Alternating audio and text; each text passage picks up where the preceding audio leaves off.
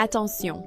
Si vous êtes un homme de plus de 50 ans, cette vidéo pourrait être la plus importante que vous regarderez cette année. Nous allons parler d'un sujet tabou, un sujet que beaucoup évitent, même avec leur médecin. Et pourtant, il peut transformer silencieusement votre vitalité, votre humeur et votre santé globale. Pendant des années, on vous a peut-être dit qu'après un certain âge, certaines habitudes intimes devenaient inutiles, que renoncer était une forme de sagesse.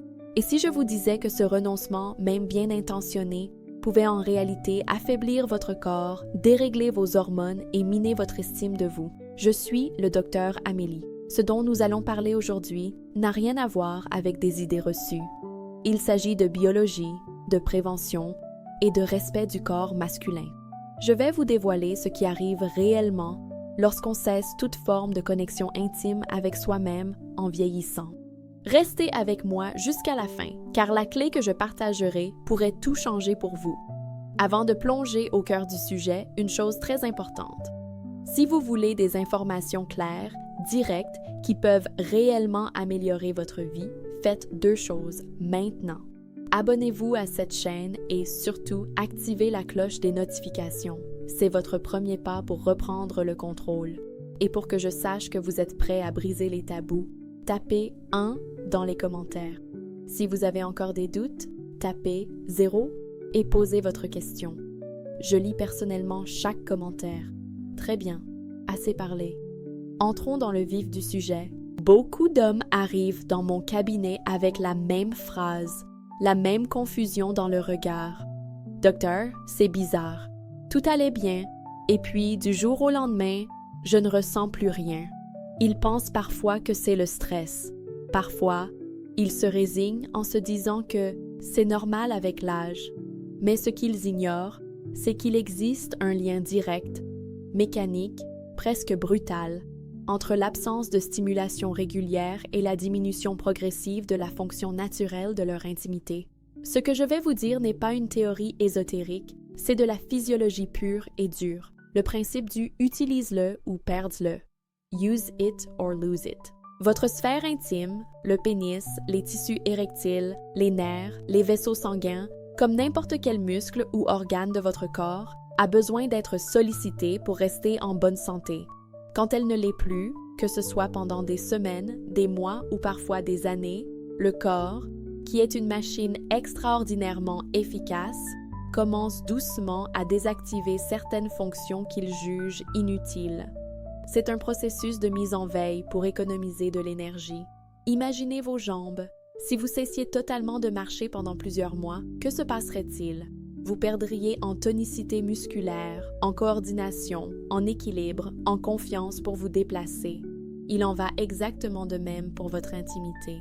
Le corps oublie comment faire. Voici ce qui se passe, étape par étape. Le flux sanguin diminue. Le corps arrête d'envoyer autant de sang vers une zone qui n'est plus utilisée. Moins de sang signifie moins d'oxygène, moins de nutriments pour les tissus. Les tissus deviennent moins souples. Les tissus érectiles, les corps caverneux, sont comme des éponges.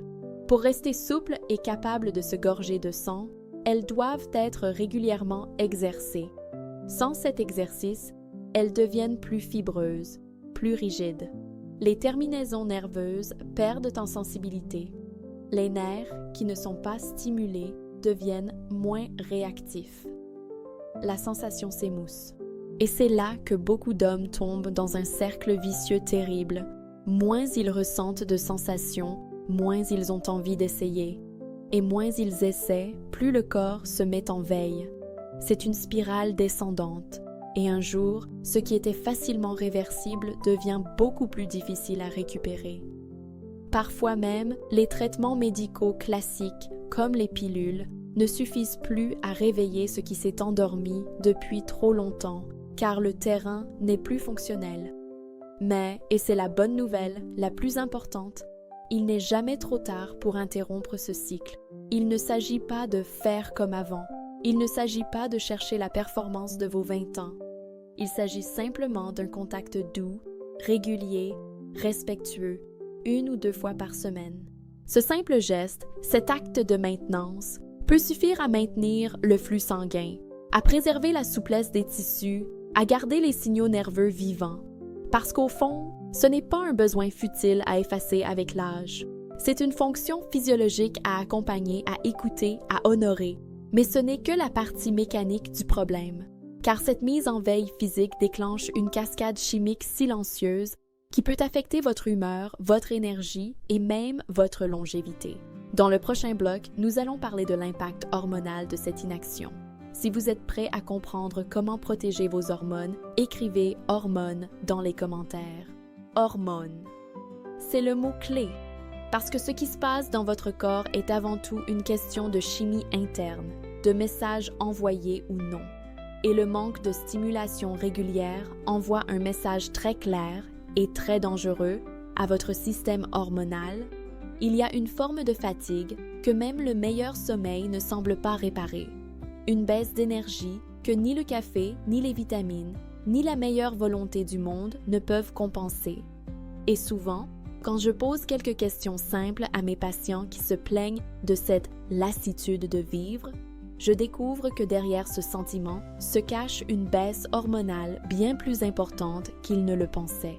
Ce qui est frappant, c'est que cela commence rarement par un symptôme évident. C'est subtil, c'est insidieux. Un matin, on se lève sans motivation, on saute la promenade qu'on aimait tant, on oublie ce qui nous faisait plaisir. L'humeur devient plus plate, le regard un peu vide, et on finit par se dire, par se résigner, c'est juste la vieillesse. Mais non. Bien souvent, le corps vous envoie des signaux. Et l'un des déclencheurs silencieux les plus puissants de ce déséquilibre hormonal, c'est l'absence totale de stimulation intime. Pourquoi? Car oui, cette stimulation naturelle, même douce, même sans partenaire, joue un rôle crucial dans la production de certaines de vos hormones clés, et en particulier la testostérone. Voici comment ça marche. Lorsque vous vous connectez à votre propre corps, lorsque vous réveillez doucement votre énergie intérieure par une stimulation, votre cerveau reçoit un signal. Ce signal est transmis à l'hypothalamus, le chef d'orchestre de votre système hormonal. L'hypothalamus envoie alors un message aux glandes surrénales et aux testicules. Ce message est simple. Ce corps est encore vivant. Ce corps est encore fonctionnel.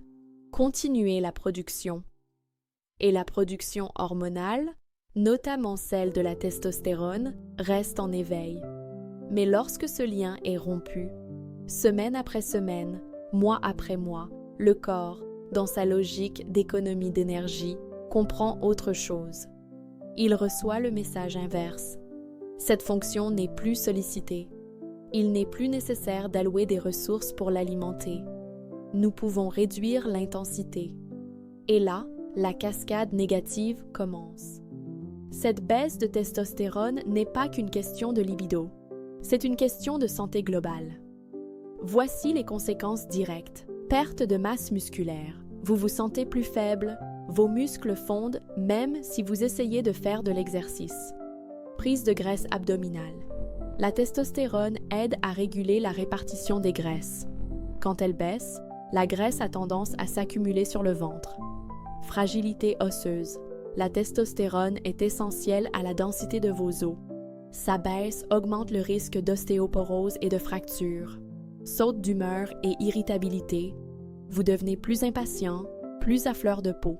Troubles cognitifs. Des difficultés de concentration. Une mémoire qui flanche. Augmentation du risque cardiovasculaire. La testostérone joue un rôle protecteur pour le cœur. Je l'ai vu trop souvent. Des hommes autrefois vifs, pleins d'allant, devenir plus lents, plus renfermés, plus tristes. Et ce n'était pas leur âge. C'était un signal vital, oublié de leur propre corps, qui était devenu trop silencieux. Mais là encore, une habitude douce et régulière peut faire toute la différence. Pas pour revivre votre jeunesse, mais pour rester aligné, équilibré et pleinement vivant. Car maintenir un niveau hormonal sain est l'une des clés pour bien vieillir. Mais ce n'est pas tout. Cette absence de stimulation a un autre effet, plus localisé, mais tout aussi problématique, sur un organe dont nous avons déjà parlé, la prostate. Dans le prochain bloc, nous allons voir comment l'abstinence peut créer une congestion douloureuse et dangereuse. Si vous êtes prêt à comprendre comment protéger votre prostate, écrivez prostate dans les commentaires. Prostate. Ce mot fait souvent peur. Il est associé à des problèmes, à des examens désagréables, au vieillissement. Mais aujourd'hui, nous allons le regarder différemment. Non pas comme un ennemi, mais comme un organe qui communique, qui nous envoie des signaux. Certains inconforts arrivent sans prévenir. Pas de douleur aiguë, pas d'urgence apparente, juste une gêne sourde, persistante, qui s'installe peu à peu dans le bas-ventre. Une sensation de pression, de pesanteur. Des réveils nocturnes de plus en plus fréquents pour aller aux toilettes. Un jet urinaire qui est devenu plus faible, moins net, qui démarre avec hésitation. Souvent, les hommes n'en parlent pas. Ils mettent cela sur le compte de l'âge, d'une vessie fatiguée.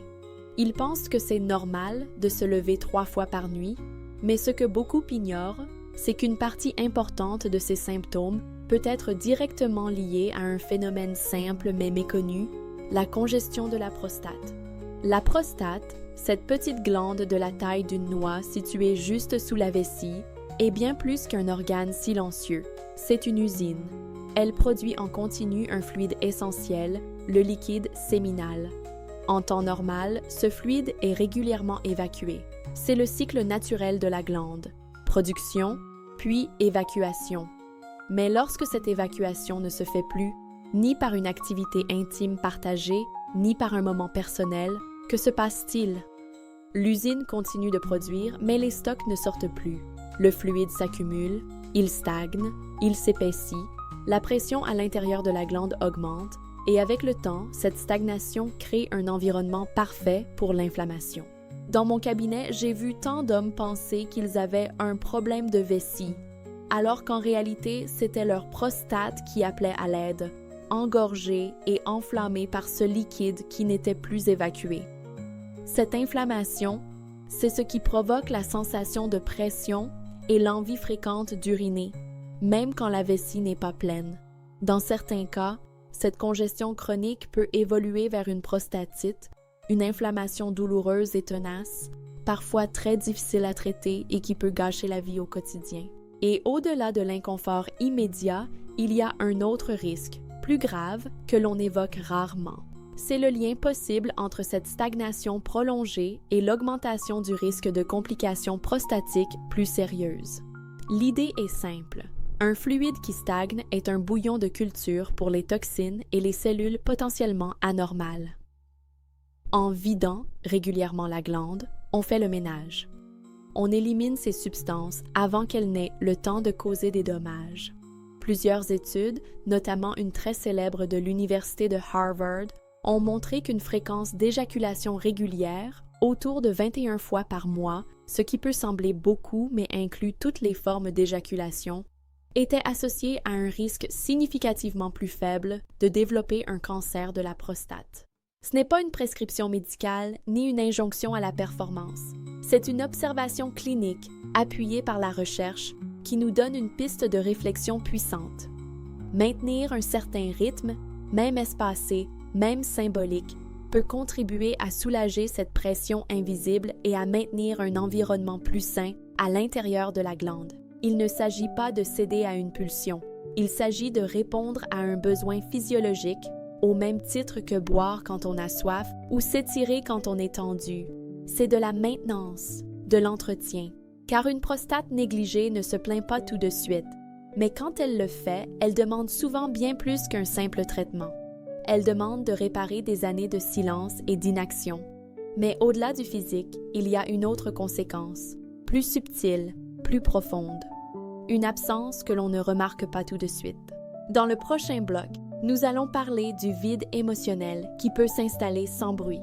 Si vous êtes prêt à explorer cette connexion entre le corps et l'esprit, écrivez « lien » dans les commentaires. Lien. C'est un mot magnifique car il nous amène au cœur de ce qui nous rend humains. Nous avons parlé de mécanique corporelle, d'hormones, de prostate. Mais il y a des absences que l'on ne remarque pas tout de suite. Ce ne sont pas des douleurs, ni des symptômes visibles que l'on peut mesurer avec une prise de sang. Ce sont des silences, un genre de vide intérieur, diffus, que l'on n'ose pas toujours nommer. Certains hommes, assis dans mon cabinet, me disent qu'ils ne se reconnaissent plus. Ils ne parlent pas forcément d'un symptôme médical précis. Ils parlent d'un sentiment étrange, comme si une partie d'eux-mêmes s'était doucement éteinte. Ils ne prennent plus autant de plaisir aux choses simples. Ils évitent les miroirs, non pas par vanité, mais parce qu'ils n'aiment pas le reflet qu'ils y voient. Ils répondent « ça va » sans conviction. Ils vivent, mais ils ne se sentent plus vraiment vivants. Ce que peu de gens savent, ce que même beaucoup de médecins négligent, c'est que cette déconnexion émotionnelle, ce sentiment de fadeur, peut elle aussi être directement liée à l'abandon total de toute forme de stimulation intime. Pourquoi? Car au-delà des hormones ou de la circulation sanguine, ces moments de lien avec soi-même, cette autostimulation, déclenchent la production de substances neurochimiques qui sont essentielles à notre équilibre émotionnel. C'est un véritable cocktail de bien-être que votre corps s'est fabriqué lui-même. La dopamine, c'est le neurotransmetteur du plaisir, de la motivation, de la récompense. C'est ce qui vous donne l'envie de faire les choses, ce qui vous fait sentir que la vie a de la saveur. Quand sa production est régulièrement stimulée, même par de petites touches, le monde semble plus coloré. Quand elle est en berne, tout paraît gris et sans intérêt. Les endorphines, ce sont nos opiacés naturels. Elles calment la douleur, réduisent le stress et procurent une sensation de bien-être et de sérénité. Une stimulation régulière, même douce, est une des manières les plus efficaces de libérer ces endorphines. L'ocytocine, on l'appelle souvent l'hormone de l'attachement ou l'hormone du câlin. Elle est fondamentale pour le sentiment de connexion, de confiance, d'apaisement. Même une stimulation en solitaire libère de l'ocytocine, ce qui aide à se sentir plus en paix avec soi-même, moins seul. Ces neurotransmetteurs sont de véritables régulateurs de l'humeur. Sans eux, ou lorsque leur production devient trop faible et trop rare, certains hommes deviennent plus sujets à l'irritabilité, à l'anxiété, à l'isolement et à une forme de tristesse discrète mais persistante. Et cette tristesse-là, je la connais bien.